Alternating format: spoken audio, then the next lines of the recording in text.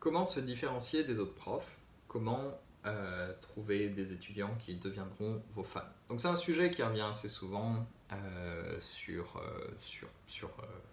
quand on est indépendant, quand on est freelance, quand on vend des services en général, puisque c'est ce qu'on fait en tant que prof de langue. Cependant, je trouve que pour les profs de langue, il y a quelque chose qui n'est presque pas du tout compris. C'est que tout le monde pense que pour avoir des étudiants, pour avoir un business stable, il faut être super compétent comme prof, donc c'est-à-dire être le prof idéal, qui a des cours hyper préparés, hyper carrés, connaît la réponse à toutes les questions de grammaire, ne fait jamais une faute de français, ces choses-là, ça c'est le prof idéal qui va super bien cartonner. Mais c'est pas vrai, parce que le besoin de vos étudiants n'est pas seulement de juste apprendre la langue. Ils n'ont pas besoin d'apprendre la langue. Si vous regardez vos étudiants maintenant, ils n'en ont pas besoin. Il y a des personnes qui ont besoin d'apprendre une langue réellement. C'est des cas de figure différents, mais ils ne sont pas sur italki pour préparer un voyage qu'ils vont avoir dans 6 mois en France parce qu'ils vont utiliser 5 phrases là-bas. Ils apprennent le français comme un loisir, comme quelque chose qui les fait se sentir bien. J'ai fait une faute de français, je ne sais pas. On continue.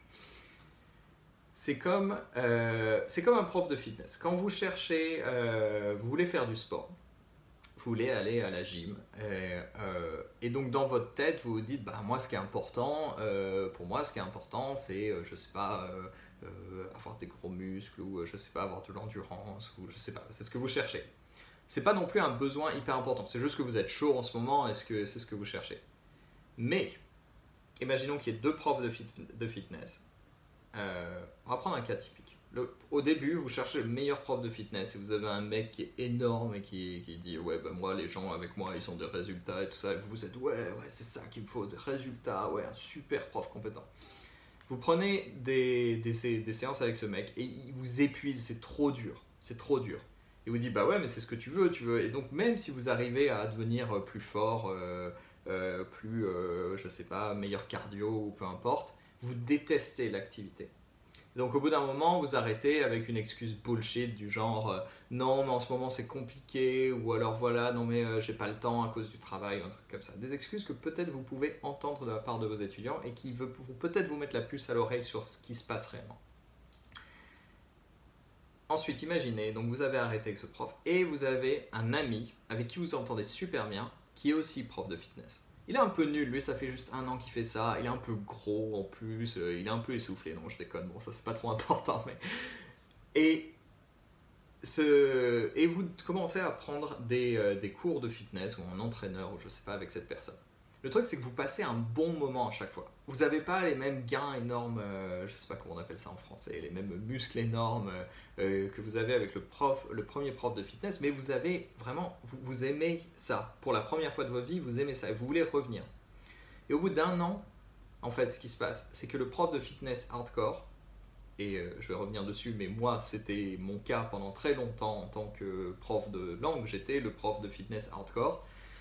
Il voit des étudiants qui viennent, qui font des résultats incroyables super rapidement, et puis qui partent au bout de quelques semaines, parce qu'en fait, moi je comprenais pas, le prof de fitness hardcore ne comprend pas non plus, parce qu'il fait exactement son boulot, il fait exactement ce que les gens lui ont demandé, c'est-à-dire moi je veux des résultats et tout ça, mais il perd ses étudiants. Et à côté, le prof de fitness copain, gentil, lui, il garde des étudiants. Voilà, vous les voyez l'idée. Il garde des clients pendant longtemps, pendant des mois, pendant des années, et son boulot est beaucoup plus facile, parce qu'en fait, juste lui, il se ramène, il y a des gens qui viennent à la gym, mais en fait, ils font leur petit truc, et puis ils papotent, c'est sympa, et tout ça.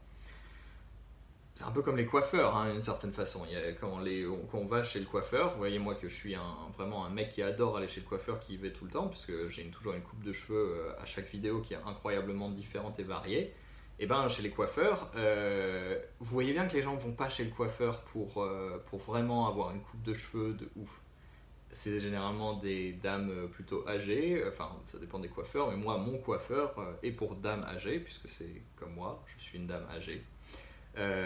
Et on voit bien qu'elles viennent chaque semaine juste pour bavarder en fait. Donc la vraie valeur, elle n'est pas dans la coupe de cheveux.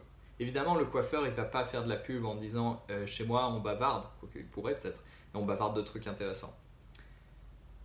le truc, c'est que vous, en plus, vous êtes prof de langue, donc la conversation fait partie de ça. Donc, se différencier, vous pouvez le faire sur les résultats, sur un objectif précis et tout ça, c'est une idée, ça marche bien. Ça attire beaucoup de gens au début, puisque ça montre une confiance, ça montre une structure.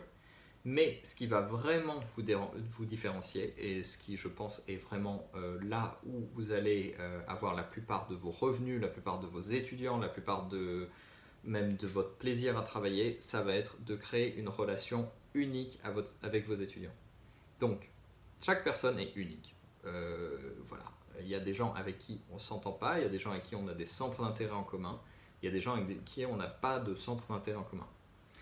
J'ai découvert ça, j'ai découvert cette idée, cette théorie du positionnement unique en regardant en fait les étudiants qui restaient avec moi. J'ai des étudiants qui viennent, j'ai un peu de tout, généralement c'est plutôt anglophone, c'est plutôt des gens qualifiés, mais les gens qui restent avec moi, qui prennent beaucoup de cours, qui restent avec moi pendant des mois ou des années, ont beaucoup de points communs qui sont très intéressants. Parce que c'est des gens qui ont généralement un peu plus, la trentaine ou plus, anglophones, beaucoup qui travaillent dans la tech ou dans des milieux scientifiques, beaucoup de chercheurs, des choses comme ça,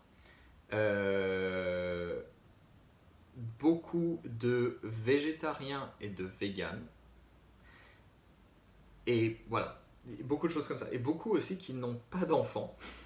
Donc qui ont 45 ans, des choses comme ça, qui n'ont pas d'enfants. C'est des détails en fait complètement... voilà, on pourrait juste se dire, bon, c'est les gens qui apprennent le français. Sauf que c'est pas le cas en fait. C'est les gens qui apprennent le français avec moi. Et il se trouve que, oui, moi aussi j'ai pas d'enfants. Moi aussi j'ai 30 ans et plus. Moi aussi je suis très tech, je suis très science. C'est des trucs qui me passionnent. Donc j'ai une façon de penser un peu spéciale.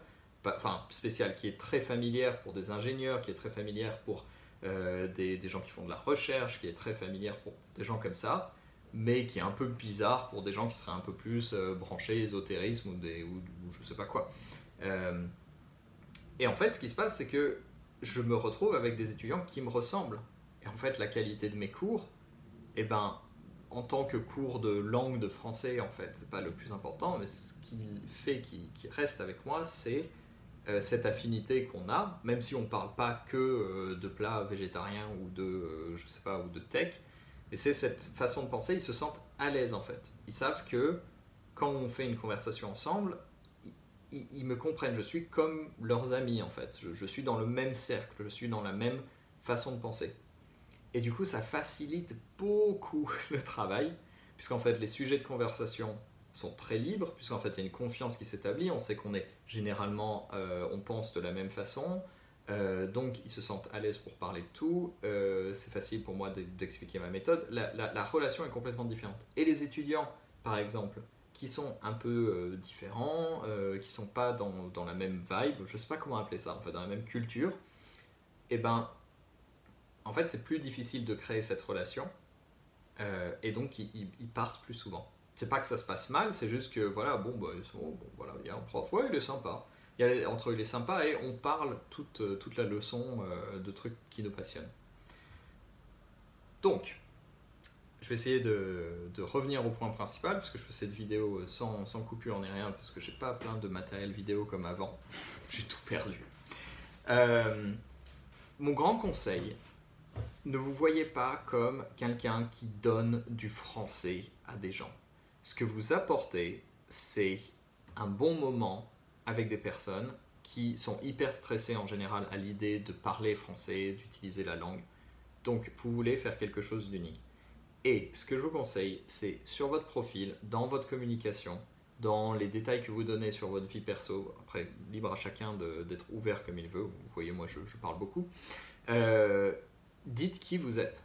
Je veux dire, je sais que les gens, je sais pas, les gens qui font du cyclisme, quand ils rencontrent un autre cycliste, ils sont à fond, ils savent qu'ils partagent plein de trucs, et même s'ils vont pas parler de cyclisme tout le temps, et ils disent ah ouais, on fait partie du même groupe. Pareil pour les motards, pareil pour les véganes, pareil pour des gens qui sont dans des grandes causes.